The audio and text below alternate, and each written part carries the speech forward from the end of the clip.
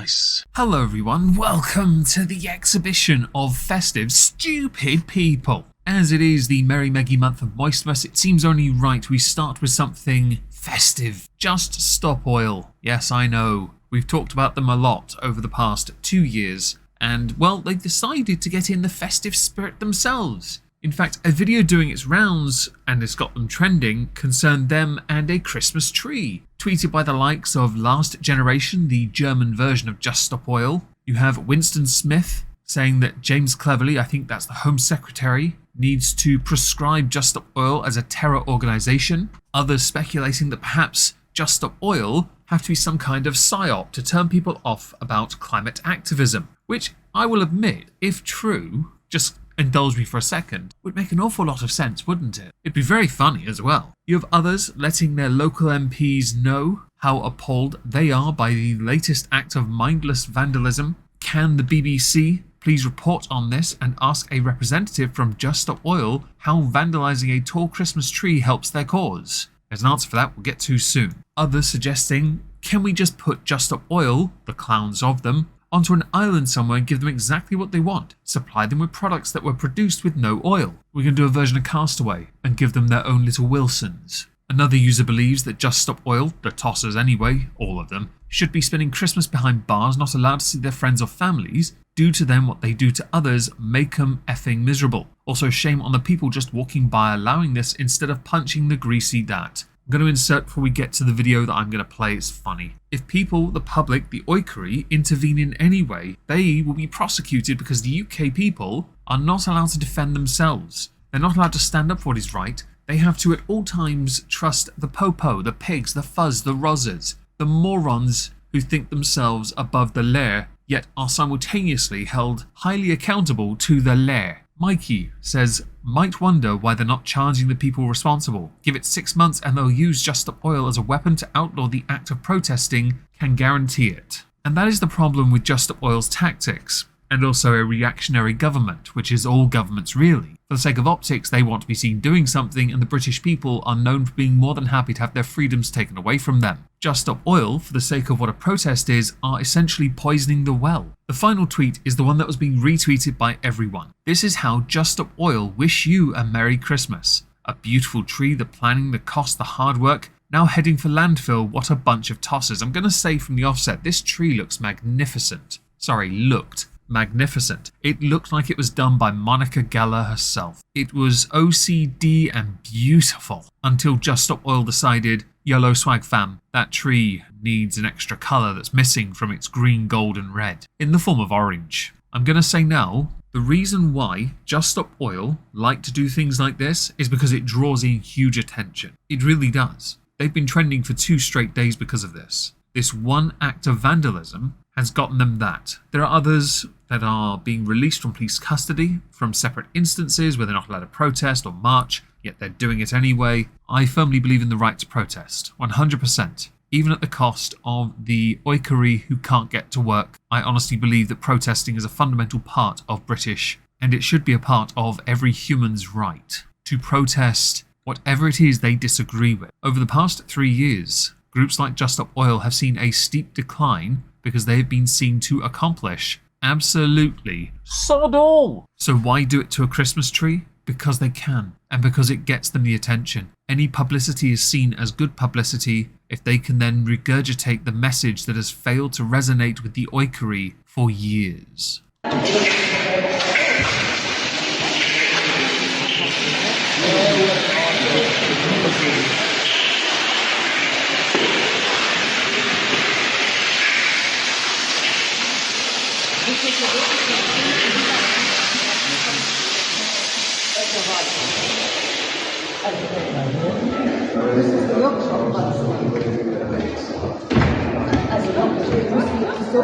So as we're now in the festive spirit of Merry Meggy Moistmas, Festivus, Sithis, and all the other musses that you like, yes, holiday season for those who don't celebrate any of the earlier blah, blah, blah, that. Let's talk about Christopher Judge, because I'm not going to deny this part cracked me up considerably because it led to some blowback. Recently at the Game Awards, Christopher Judge, Teal, Kratos, he gave a speech which was great. Last year, he was clearly baked off his tits, and he went on for 8 minutes. This time, he gave a much shorter one, but apparently less is more, especially if you want a rather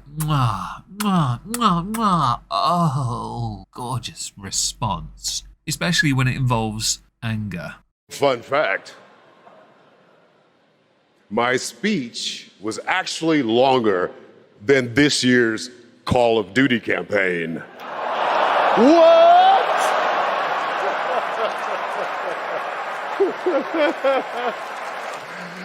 Another company I'll never work for. That is the kind of burn I'm okay with. I can happily sit here and crap on Call of Duty until I'm blue in the face. Oh wait, I can do it all day. I've played a lot of Call of Duty in my time. I don't care for the current iterations that much, especially the online aspect of it, because as is the case with COD, it's always been hacked to high hell. They claim it not to be. It's a lot of bollocks. Ever since Black Ops 2, I don't believe I've encountered a single game where I've played against a group of randos where at least one person did not have aimbot. When they then respond after killing me with get good, I just want to point out they didn't get good, so how can they say it? But Kratos' words are accurate, and it led to some developers on Call of Duty to respond. One developer drew attention to the metrics by saying, funny, but yeah, the metrics that COD absolutely destroys all of the God of War games, probably combined to be honest, in is also equally laughable, if not more. Another saying,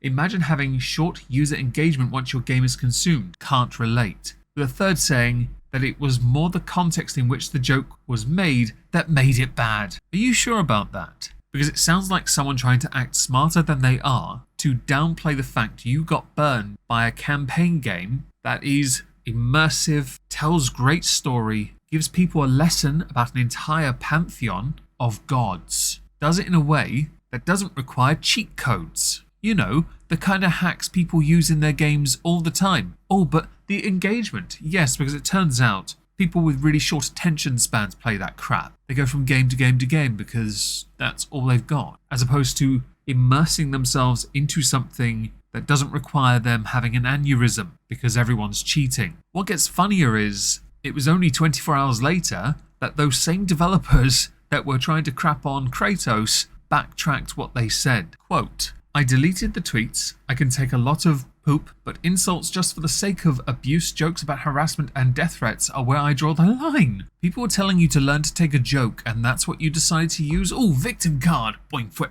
Take a shield. Super effective. Repel spray. Give me my block button. You guys are sensitive. I can tell you now, Christopher Judge does not give a crap about what any of you developers think because he was making a joke about your campaign to his campaign. Call of Duty campaigns are renowned for being short. I remember once people getting really excited for the new Halo to come out, and then when it came out, someone played the campaign. 6 hours later, they simply said, I waited all night for this, and it took that long. I'm really disappointed. At least with games like GTA 5, the campaign was quite lengthy, and the online part was fun too, until that got hacked as well. But don't worry, if you're not a hacker, don't worry. You'll get your account banned and they won't, because it turns out the ones hacking will report you because they're bitch made. It's a running gag, I guess. Call of Duty developers, heed my advice. Get good, scrubs, and learn to take a joke. Yes, celebrate. While we're in the ballpark of video games, the day before, man, that thing got Steam reviewed to negative high hell. Zombie MMO The Day Before is now out in early access, but is receiving overwhelmingly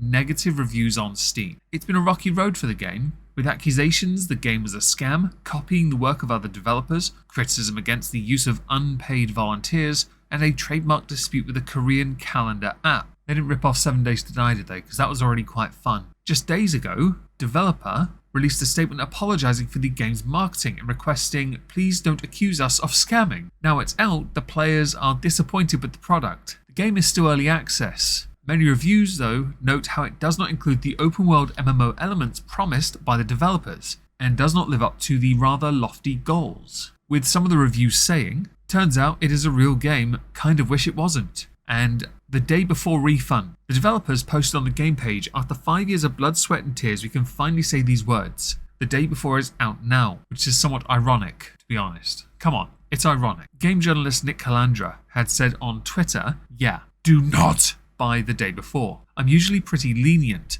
but that is nothing but a cash grab. There's no gameplay loop, clear AI generated art around the city to fill billboards, no animations to speak of for the zombies, absolutely no mission design to speak of, nothing. They really did just rip off 7 Days to Die, didn't they? I bet you did. The developers, though, later started scrubbing their YouTube channel to hide the evidence of the fake The Day Before game they marketed, with 2 images left today, right from earlier this year. Have zero problem describing this as a full-blown scam now. They're getting a lot of crap. It gets better though. 24 hours later, the developers shut down with immediate effect. In a statement posted to X, they announced the company's closure just days after the game launched. In the statement, it said that The Day Before had failed financially and we lack the funds to continue. All income received is being used to pay off debts to our partners. We invested all our efforts, resources, and man-hours into the development of The Day Before, which was our first huge game. We really wanted to release new patches to reveal the full potential of the game, but unfortunately we don't have the funding to continue the work. It is important to note we didn't take any money from the public during the development. There were no pre-orders or crowdfunding campaigns. We worked tirelessly for 5 years, pouring our blood, sweat, and tears into the game. At the moment, the future of The Day Before and Prop Night is unknown, but servers will stay operational. We apologize if we didn't meet your expectations. We did everything within our power, but unfortunately we miscalculated our capabilities. Why? Because you couldn't rip off anyone else. Creating games is an incredibly challenging endeavor. How would you know? If people are accusing you of being a scam, then you have no idea how to make a game. This to me is hilarious, because The Day Before was getting a lot of attention, a lot of steam.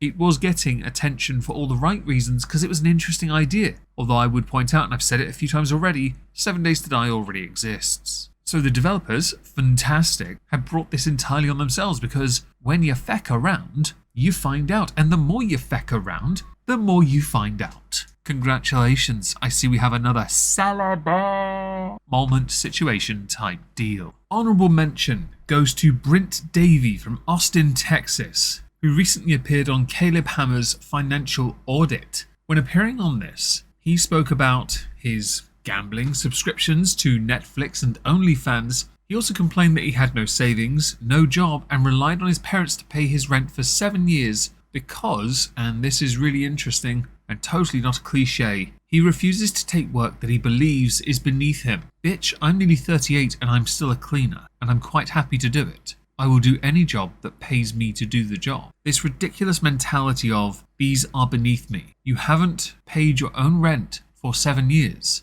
You refuse to work because of your own elitist attitude to the employment industry. You're a silly bitch with a receded hairline. Get a fecking job and go earn your keep. Don't rely on your parents because they're not always going to be there to bail you out. And the fact they do is a damning statement for how much they failed you when you were younger. On that show, he spoke about how he is thousands of dollars in debt after taking a number of payday loans, which is what he spent on Netflix and OnlyFans. When asked what he did, he explained he hustled every day because he was blacklisted from most jobs, because he has a criminal background, and that on Twitter he told Governor Abbott that he would eat Governor Abbott's heart, and that solicited a big reaction. What really makes you look like an absolute tool is that you're unwilling to do something like work in the fast food industry. That is where the line is for you. As far as I'm concerned, if they are willing to give you a job when you have a criminal background because you made a threat to the state governor to eat his heart, you take the damn job and you work your way up the ladder. You work your way up that ladder, you pay your own way in life. You're 41 years old, your parents should cut you off. Since we're in this ballpark of entitled dickheads, let's talk about incels. Undoomed had tweeted out an image with the caption, "Lol, how many incels do they think there are?" An article included image is from GQ, titled, "The Marvels Expected to Underperform Due to Incel Boycott. Trolls are review bombing the MCU's female-led film ahead of its November release for one obvious sad reason." I had retweeted this by saying, "Lol, always seeking to blame and never seeking to resolve the core problem." A tad cliche now, to be honest. The problem I've encountered is that I can't find that article anywhere. The only article I can find from GQ talking about the Marvels comes from April 14th, 2023, titled, "Of Course Men Already Hate the Marvels. Trolls are review bombing the MCU's female-led film ahead of its November release for one obvious sad reason." Now, interesting. Now that That could be the one. I have a thought, an idea. I'd like to posit it with you if I might.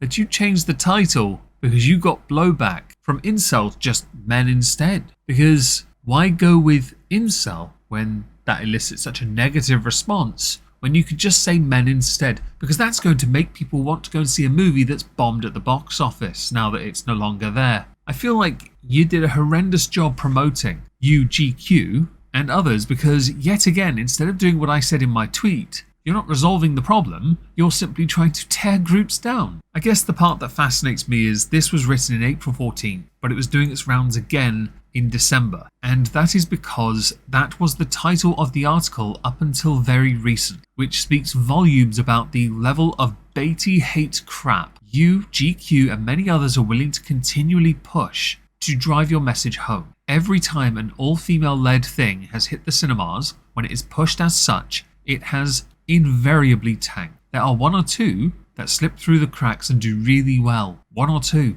But when you force feed it down people's throats, there is blowback. I'm going to mention 3. Just 3. I don't need any more. Let's go with Ghostbusters. Because why come up with something original when you can regurgitate the past and hope for the best? And crap on guys at the same time. Let's go with Ocean's whatever it was. The continuation of the story of Danny Ocean but with him in the grave. Yes, how quaint. The third one, the more recent Terminator movie.